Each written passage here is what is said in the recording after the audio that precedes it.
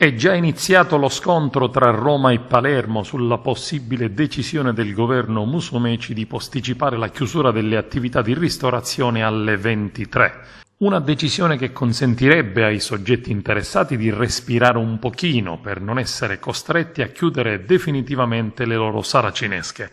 Immediata la risposta del ministro per gli affari regionali Boccia, che stoppa il governatore con impugnative immediate per chi aggira il DPCM, compresa naturalmente la Sicilia. In Sicilia, come nelle province di Trento e Bolzano, il presidente della regione ha dichiarato in aula che adotterà forse oggi in giunta il disegno di legge che estende fino alle 23 l'orario di chiusura di bar e ristoranti, in deroga al termine delle 18 imposto dal decreto del governo Conte. Il testo di legge proposto da Musumeci fa leva sull'articolo 17 dello Statuto speciale che consente alla Regione di andare in deroga su alcune materie come la vendita al dettaglio. Subito dopo l'approvazione della Giunta il testo sarà trasmesso in Assemblea con una corsia preferenziale per accelerare l'iter per il passaggio in aula.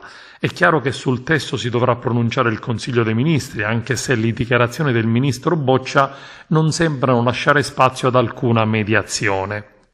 Intanto proseguono le proteste in Sicilia e nel paese. Dapprima sono stati decine di taxi a Palermo contro il ritardo dei ristori promessi verso una categoria fortemente danneggiata e poi a seguire ieri il popolo delle partite IVA, ristoratori, giostrai, sale bingo, taxisti, musicisti e molte delle categorie del mondo del lavoro.